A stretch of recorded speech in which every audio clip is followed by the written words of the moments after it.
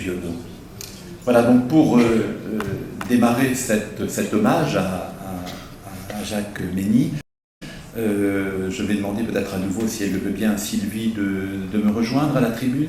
Et de Jean Giono étaient indissociables, et pourtant il serait peut-être bon de les dissocier, parce que, j'allais dire, sans Giono, au-delà de Giono, il y a bien sûr un Jacques Mény que nous connaissions peut-être un peu moins pour la plupart d'entre nous, mais pour moi-même qui l'ai fréquenté depuis 40 ans en amitié, je sais que Jacques n'était pas malgré tout réductible à Giono, bien évidemment, qu'il avait une personnalité tout à fait propre, une vie en dehors de Giono ou au-delà de Giono. Est-ce qu'il y avait un au-delà de Giono pour Jacques Mény? Vous vous êtes sans doute posé la question à maintes reprises, effectivement. Il y en avait un, je peux vous l'assurer, effectivement, dans cette espèce d'abord je dirais, de curiosité et de gourmandise de sa part à l'égard des autres, effectivement. Ce que, finalement, je crois, Saint-Augustin appelle l'avidité à l'égard des autres. Jacques n'aurait jamais pardonné de citer Saint-Augustin, pardon, Jacques. L'avidité, je suis avide des autres, dit Saint-Augustin, et cette avidité, effectivement, elle caractérise bien, je crois, Jacques Mény, ne serait-ce que dans tous ces petits gestes ou signes d'amitié qu'il nous envoyait aux uns et aux autres, effectivement, et qui, soudain, nous faisait penser vraiment que chacune d'entre nous comptait vraiment pour lui. Et cela, je crois que c'est la marque, effectivement, de cette générosité. Alors, vous le savez, cet engagement passionné, exclusif, pour Giono, en particulier depuis sa présidence de notre association, mais bien avant cela, mais c'est surtout à partir je dirais, des années 2000 qu'il s'est investi, comme on dit aujourd'hui, à H24, 24 heures sur 24, et peut-être même davantage si c'était possible, pour l'œuvre de Giono. Il est, pardon d'en parler, sans doute vraisemblable qu'elle se soit faite au détriment d'autres choses, mais ce n'est pas à moi ni à nous de le dire ici, effectivement. Guillaume Mény, son fils, nous disait à Sylvie et à moi lors des obsèques que finalement le Paraïs n'avait peut-être pas été sa deuxième maison, peut-être même sa première maison d'une certaine façon. Lui qui l'avait exploré, investigué sous toutes ses coutures, qui avait passé avec la complicité de Sylvie des milliers d'heures à inventorier les richesses de cette caverne d'Ali Baba à laquelle nous sommes tellement attachés. Eh bien, Jacques Mény, effectivement, avait cette puissance de travail dont l'association lui est tellement redevable aujourd'hui. Et je crois qu'il est celui de nos présidents qui a le plus marqué d'une empreinte indélébile l'association ces derniers temps. Il est vrai que l'époque était différente, peut-être, et ça n'est surtout pas rabaisser l'œuvre des prédécesseurs, Jacques Chabot, Pierre Citron ou Henri Fluchère. C'est une autre époque, effectivement. Mais la boulimie de Jacques, effectivement, l'une d'entre vous m'envoie ce message à propos de sa générosité, qu'elle qualifie de boulimique. Vous vous souvenez, Giono parle de générosité hémorragique. Eh bien, dans le cas de Jacques Mény, c'était peut-être une générosité boulimique. Et Sylvie Giono, dans l'hommage qu'elle a rendu, et d'ailleurs aussi dans les interviews que tu avais accepté de donner au surlendemain de la disparition de Jacques, a eu une comparaison extraordinaire en disant que l'effet de la présidence de Jacques Mény était finalement comparable au passage d'un TGV dans une petite gare de province qui n'avait vu jusqu'à présent que des Michelines, vous savez, la paisible Micheline qui va de Manosque à Marseille. Et j'ai trouvé cette comparaison très très juste, comparaison qui rend aussi hommage, je le répète, aux prédécesseurs, effectivement, parce que sans le travail d'Henri Fluchère, de Pierre Citron et de Jacques Chabot, je crois que Jacques Mény n'aurait pas été possible à ce poste. Voilà, Sylvie, as-tu quelques éléments à nous Non, dire? cathodique, comme boulimique, moi je dirais un ogre. C'était carrément un ogre. Il a avalé mon père, il a complètement. Il s'en est tellement inspiré. Pour moi, c'était un frère avec lequel je m'engueulais d'ailleurs de temps en temps, parce qu'il m'a fait beaucoup travailler aussi, et ça, je ne l'aime pas beaucoup. Alors, on a travaillé sur les documents, il m'a demandé toujours plus, il voulait toujours plus, il voulait tout savoir, tout connaître, il fouillait partout, il fouillait chez moi, il fouillait dans tous les coins, voilà, pour essayer de retrouver la moindre petite trace qu'il pouvait découvrir. Il en a découvert d'ailleurs, il a découvert des tas de textes qui étaient, quelquefois, moi j'en ai découvert aussi, à force de fouiller, il m'a donné l'idée de fouiller, ce que je ne faisais pas avant. J'ai découvert des textes cachés derrière des livres de la bibliothèque de mon père, comme ça. Et ils n'étaient pas cachés, il avait dû les mettre là, et puis on les avait oubliés. Et grâce à Jacques, finalement, j'ai découvert des tas de choses. Voilà. Mais j'avoue qu'il était assez épuisant. Il travaillait, oui. Je ne sais pas, il avalait, je vous ai dit, il avalait mon père comme un trou noir. Hein. Je l'ai comparé aussi à une supernova. Une supernova, c'est-à-dire qu'il a éclairé l'association de façon assez extraordinaire, comme ça n'avait pas été fait avant, d'un simple petit bulletin, effectivement, mais où il y avait beaucoup de choses très intéressantes. Il en a fait une revue, mais qui était belle à voir en plus, ça, parce qu'elle était bourrée de photographies. Et puis, il y avait toujours un thème. Ce que je n'avais pas aimé dans les bulletins précédents, et ça, je n'avais parlé au précédent, c'est que c'était un petit peu éparpillé. Les textes étaient un peu éparpillés. Moi, ce que j'aimais, c'est choisir un thème. Et d'ailleurs, il faudrait y penser pour l'année prochaine. Hein? Alors, je mets au pied du mur. Hein. Il va falloir que vous nous donniez des idées sur un thème que vous aurez envie qu'on développe et qu'on étudie, peut-être. Et avec Jacques, chaque bulletin était très ciblé, il y avait des idées très précises, et j'avoue que l'association, en ce moment-là, a pris une extension qu'elle n'avait pas. Ça s'est trouvé aussi au bon moment, puisqu'en 1995, il y a eu quand même l'année centenaire, il y a eu des nouvelles éditions de l'œuvre de mon père, et ça a facilité beaucoup les choses. Mais je remercie Jacques Mény, plutôt d'avoir fait ce film admirable sur mon père, que j'aime beaucoup, où je le retrouve. Et j'ai toujours considéré Jacques comme un frère que je devais engueuler, d'ailleurs, comme ça, et qui a fait un travail extraordinaire. Mais à mon avis, maintenant, nous allons faire autre chose.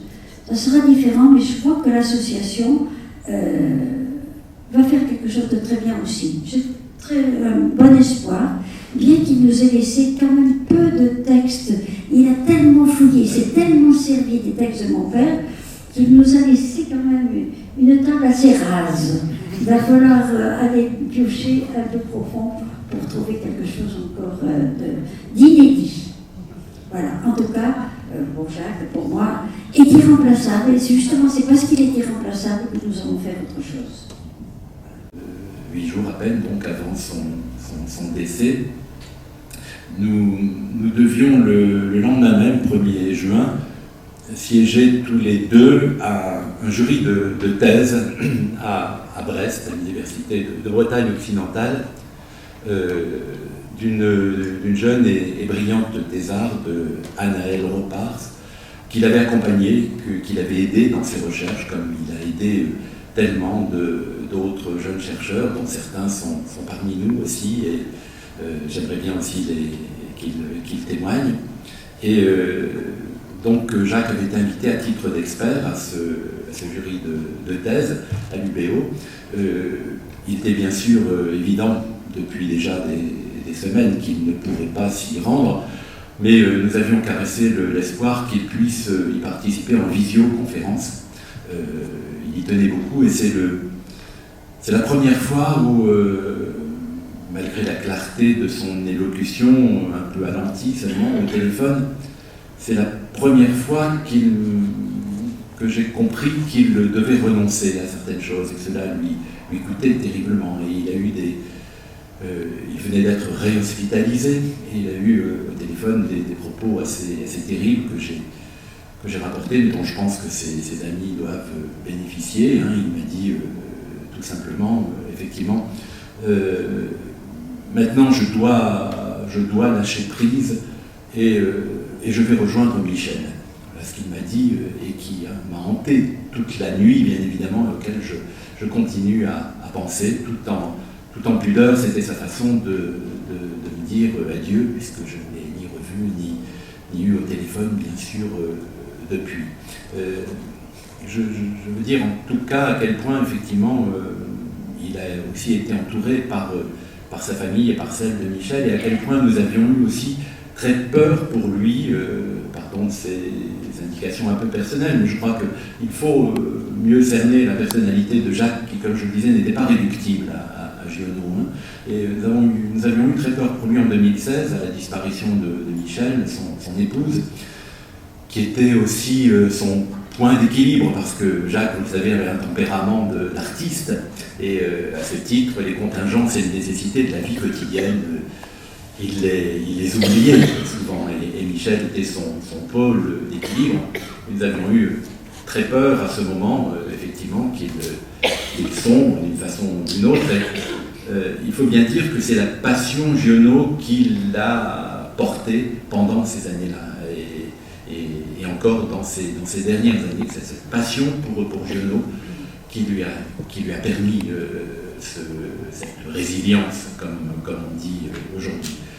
Cela, je tenais à le dire aussi en mémoire de Michel, son épouse, qui l'a rejointe, donc, et je remercie celles et ceux d'entre vous qui ont pu participer à cette double cérémonie ici à Manosque le 11 juin, et à Estoublon, où nous nous rendrons aussi en petite délégation avec ceux qui le souhaitent. Il avait été inhumé le 20 juin.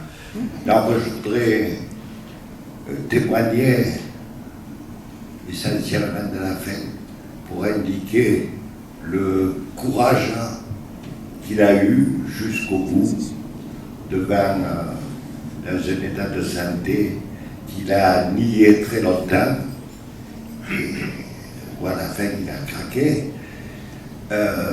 C'était très dur de voir Jacques avec toute la vitalité qu'il a eue, notre parcours en commun, quand on trouvait quelque chose comme Giono, des moments de dispute tous les deux, il était très excessif, étant tellement passionné, mais le parcours depuis la mort de Michel, on peut dire qu'il avait quand même changé, pas au niveau de l'association, il était, comme l'a dit Sylvie, boulimique. S'il avait tout pu publier tout ce qu'a écrit Giono, même sur le moindre petit morceau planqué dans les chiottes, il l'aurait fait. Et le plus vite possible, parce qu'il voulait assouvir cette passion. Après Jacques et Michel, j'ai tenu moi aussi à rendre hommage à Jacques Mény pour son courage. Il avait une passion pour faire partager son admiration de Jean Giono, qu'il a gardée jusqu'au bout de ses forces. Le 23 avril 2022, au lieu de mémoire de Chambon-sur-Lignon, dans le cadre de l'exposition Des figures de paix, était programmée la conférence de Jacques Mény, Le pacifisme de Giono. Pacifiste antimilitariste, j'avais bien sûr l'intention d'assister à sa conférence et je l'avais annoncé dans notre journal de l'Union pacifiste. Malheureusement, quelques semaines plus tard, nous apprenions que la conférence était annulée pour raison de santé. Alors nous savions bien sûr que Jacques Mény était malade, mais cette annulation nous a fortement inquiétés.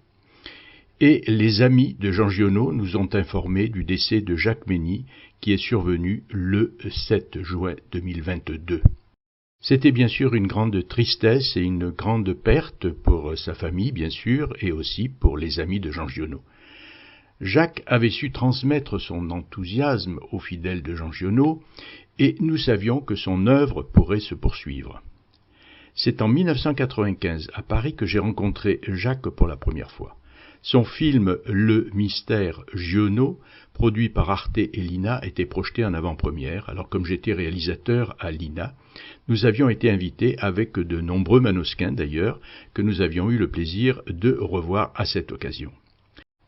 Mais c'est surtout depuis 2006, en participant aux rencontres Giono de Manosque, que nous avons appris à connaître et à admirer Jacques Mény. Nous l'avons admiré pour son travail exceptionnel, pour valoriser l'œuvre et la personnalité de Jean Giono. Sa grande curiosité, sa persévérance dans les recherches, son esprit d'ouverture, son plaisir de l'accueil et du partage, tout cela a d'ailleurs, qui a fait des rencontres Giono un endroit chaleureux et fraternel. Jacques Mény était constamment à la recherche de documents originaux, de correspondances, d'articles de journaux, de photos, de carnets d'entretien, radio et télévision, d'éditions originales, de fiches de travail, de scénarios, de projets d'écriture, etc., de Jean Giono. En 2010, il avait même retrouvé une lettre que j'avais adressée à Jean Giono dans les années 1960, lorsque je rencontrais de temps en temps Jean Giono à Manosque, où j'étais lycéen. Jacques Mény m'a envoyé la photocopie de cette lettre. J'étais content et surpris d'ailleurs que Jean Giono ait gardé cette petite correspondance, mais seul Jacques Mény pouvait la retrouver. En 2013, Jacques a souhaité me rencontrer à Paris pour préparer les rencontres sur le thème de la guerre et du pacifisme. J'ai apprécié d'ailleurs à cette occasion les qualités d'organisateur de Jacques Mény. Il prévoyait tout dans les moindres détails, thèmes à aborder, contenu des débats, documents à produire, personnes à inviter, etc., etc. En 2014, les rencontres Giono revient de guerre ont lieu à Manosque. J'étais donc le représentant du pacifisme intégral et j'ai pu participer à la table ronde intitulée Giono pacifiste. Alors j'ai rappelé à cette occasion la déclaration que Giono avait faite en 2037 dans une auberge jeunesse. Giono disait « Il n'y a qu'un seul moyen de construire la paix, c'est de détruire l'armée, le militaire, le soldat, tous les soldats, rouges et blancs, car le vrai métier du soldat n'est pas de défendre la population, il est de tuer. » J'ai ainsi montré que l'association de l'Union pacifiste s'inspirait de l'esprit de véritables pacifistes comme Jean Giono, Louis Lecoing ou Bernard Clavel. Et je dois saluer d'ailleurs le courage des amis de Jean Giono, de Jacques Mény et même de Sylvie Giono, qui n'ont pas hésité à traiter le sujet, un sujet qui était resté longtemps tabou dans l'œuvre et dans la vie de Jean Giono. Certains disaient que Jean Giono n'était plus pacifiste après la Deuxième Guerre mondiale. Alors bien sûr, moi, je pensais le contraire. Et j'en ai profité au Paraïs en 2016, alors que je faisais une émission de radio, de poser la question à Pierre Berger et à Sylvie Giono. Et Pierre Berger et Sylvie Giono m'ont assuré, comme je le pensais d'ailleurs, que Giono était resté pacifiste jusqu'à la fin de sa vie.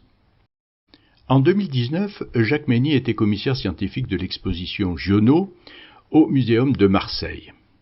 Au cours de cette grande exposition qui célébrait le cinquantenaire de Jean Giono, Jacques Mény a montré des documents déclassifiés et inédits sur la période 1939-1945, période contestée de la vie de Jean Giono. Ces documents, produits, procès-verbal, fiches de police, etc., déclarations de Jean Giono, prouvaient définitivement que les accusations contre Jean Giono, accusations allant même jusqu'au terme de collaborateur, étaient totalement fausses. Pour Jacques Mény, c'est de 1936 que date le début de la croisade de la paix de Jean Giono, comme d'ailleurs le prouvaient les articles, par exemple, qui ont été affichés aussi dans La Partie humaine, et également ses appels au désarmement universel et aux forces de paix. Dans la revue Giono de 2020, Jacques Mény a consacré une centaine de pages sous le titre Giono 1939-1945 pour analyser la position de Jean Giono pendant cette période. Il rappelle la réponse de Giono au commissaire de police qui l'interrogeait en 1939 à la question « Votre profession ?» Giono a répondu « pacifiste ». Jacques Mény a fait des recherches très poussées sur le pacifisme de Giono avant la Deuxième Guerre mondiale. Et il m'a même demandé des précisions sur la participation de Giono dans des nombreuses associations de l'entre-deux-guerres, comme par exemple l'association des combattants de la paix. Enfin, en 2021, aux rencontres Giono sur le monde rural, Jacques Mény a invité un paysan, pacifiste et antimilitariste bien connu, José Bové. Alors cela, bien sûr, a été aussi l'occasion de rappeler que Giono était toujours considéré comme une grande figure du pacifisme et qu'il s'est encore opposé dans les années 1960, comme je l'ai rappelé, à la construction de la centrale nucléaire de Cadarache et à l'installation des missiles atomiques sur le plateau d'Albion. Alors donc, il nous reste à remercier Jacques Mény, qui a consacré une partie de sa vie à faire partager son admiration pour l'œuvre et les convictions de Jean Giono. En 2020, on avait voulu rendre hommage à Giono pour le 50e anniversaire de sa disparition, avec un numéro sur Giono et le Ventoux, auquel il avait collaboré très gentiment. Et à ce sujet, je voudrais raconter une anecdote assez savoureuse, puisque nous étions venus interviewer Sylvie au Paraïs, et donc nous avions mené un entretien extrêmement intéressant, mais Jacques Mény était là. Il était en train de s'activer à droite et à gauche parce qu'en fait il ne pouvait pas rester en place, donc de temps en temps il intervenait pour rectifier une date, etc. Puis à un moment donné, Sylvie a fini par lui dire, alors là vraiment au sujet de détails biographiques, a fini par solliciter Jacques en disant mais Jacques, tu vas m'éclairer sur tel point, et Jacques a fini par prendre la parole et a donné des détails que Sylvie elle-même avait oubliés alors qu'il la concernait très directement, et tout ça, voilà, avec une espèce de faconde extraordinaire, et donc il avait fini par prendre la main très gentiment sur l'entretien qu'on avait avec Sylvie. Et puis une autre anecdote et une autre circonstance qui le dépeint très bien, puisque là nous avons sorti en avril un numéro consacré au cinéma autour du Ventoux, et je pense malheureusement que nous avons eu le dernier article de Jacques Mény. Je l'avais sollicité en décembre, il n'avait pas fait mystère sur son état de santé, mais en même temps il n'était pas trop inquiet encore à ce moment-là, donc il s'était engagé très fermement à écrire au départ 2 articles sur Giono et le cinéma. Et puis, la remise de l'article tardant, on a été amené à le solliciter à nouveau, fin janvier, en courant du mois de février, et là, il nous a vraiment fait état malheureusement, de la dégradation de sa santé.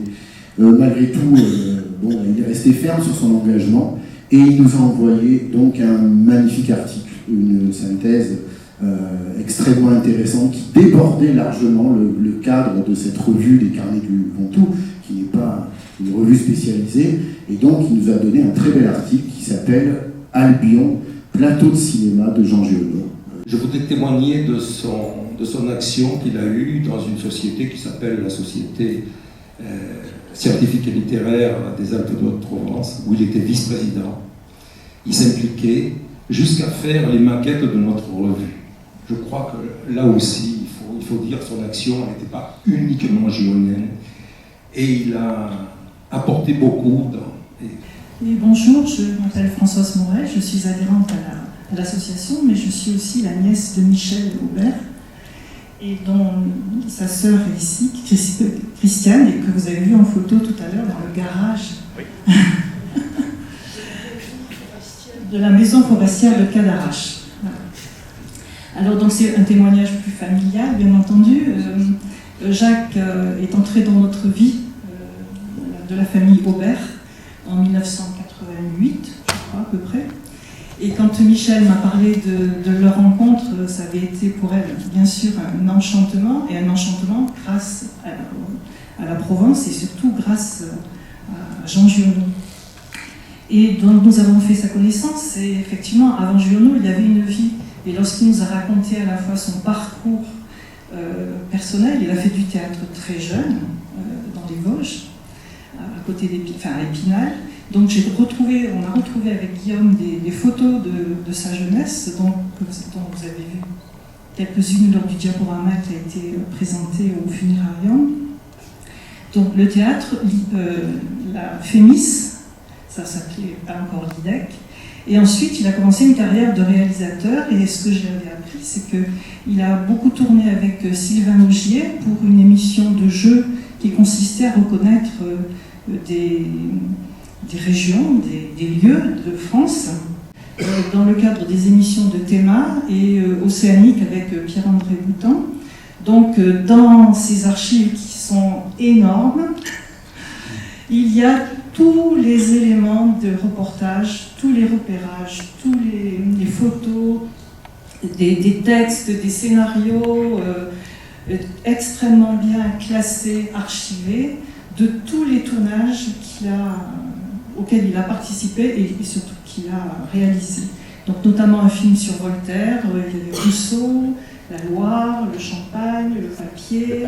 Je l'avais invité alors à Toulouse à un séminaire sur la bibliothèque de Giono, et il était arrivé avec c'était avec les étudiants, le master, il était arrivé avec une magnifique conférence alors illustrée, je crois, d'une centaine de diapositives qu'il avait prises, des livres de Giono, des très belles photos en plus comme il savait les faire, hein, c'était pas photographier un livre, c'est pas quelque chose d'évident, et lui il savait les photographier avec un certain éclairage, un certain nombre de prises de vue qui valorisaient les caractères, les marginaliens, etc. Et donc il avait tout ce matériel-là, et puis il avait une conférence qui pouvait faire 30 pages, tout était beaucoup trop long bien sûr pour les 2 heures dont nous disposions, mais il avait su faire les coupes nécessaires. Et à la fin de la conférence, il m'a dit garde tout, il m'a donné les 100 diapos, il m'a donné les 30 pages de conférence de son texte, et il m'a dit tu pourras les réutiliser avec tes étudiants. Donc c'était ça aussi, il y avait le côté polémique, il y avait aussi la générosité, c'est-à-dire le sens du partage, et c'est vrai que dès qu'il trouvait des documents, ou même les documents que lui-même constituait, il était prêt, alors que d'autres les ont regardés pour eux précieusement, mais c'est pas un avare, au sens. C'était vraiment quelqu'un qui était dans la générosité. Le matin, Dominique et Michel, dans le Trièvre, il y a une très belle fleur montagne, étaient allés cueillir un très beau bouquet, donc pour agrémenter un peu la scène, sur la petite scène de la salle des fêtes de l'allée. Et Jackie, comme il se doit, toujours avec son appareil photo, était parti prendre des photos, enfin bref. Et on se retrouve le soir, donc Dominique et puis Michel arrivent avec le pot de fleurs. Et Jacques, qui pilotait toute la mise en scène sur le petit plateau de cette salle des fêtes, a dit « Ah non, il est hors de question, ce pot de fleurs, ces fleurs ne vont pas. Elles ne vont pas avec la scène, avec la pièce, hors de question. » Donc, eh bien, Michel et puis Dominique ont été déçus. Voilà. Mais ça explique le détail, tout de même, le détail que Jacques attachait dans la mise en scène, et il estimait que ce bouquet de fleurs ne convenait pas.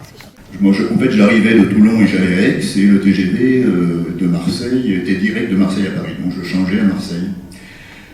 Et donc sur le quai de la gare, il y avait pas mal de monde, je vois au loin quelqu'un qui me fait des signes, qui a l'air un peu agité, alors comme il y en a assez souvent à Marseille, des gens un peu agités, donc j'avais pas mis les lunettes, je ne savais pas qui c'était. Et quand je me suis approché, j'ai vu que c'était Jacques Mény qui prenait ce TGV-là direct pour Paris, donc, et moi je changeais là, et donc on est resté 10 minutes sur le quai de la gare, à parler de choses et d'autres, si bien qu'il a failli rater le train, puisqu'en fait le TGV partait. Et donc Jacques Mény, c'est ça aussi, c'est-à-dire ce copain qu'on croisait sur le quai de la gare. On se demandait si on pouvait faire une association d'amis de Pierre Michon. Comment faire donc, demander à Jacques, et moi je pensais qu'il fallait que l'écrivain soit mort pour faire une association d'amis d'écrivains. Ah, pas du tout, m'a dit Jacques, mais pas du tout. Pendant les rencontres Giono, il nous a trouvé une salle au centre Giono. Nous nous sommes tous réunis. Nous avons fondé cette association dont tout le bureau est ici présent, puisque tout le bureau de cette association des amis de Pierre Michon Eh bien, c'est les amis de Jean Giono. Voilà. Et donc voilà, et en effet, je ne sais plus tout à l'heure qui disait, moi aussi ça m'arrive, je me dis, tiens, il faudrait que je demande à Jacques comment faire. Et ben, c'est à lui qu'on demandait comment faire cette chose ou cette autre qui pour nous était une montagne, et que lui trouvait tout de suite dans les médias à résoudre.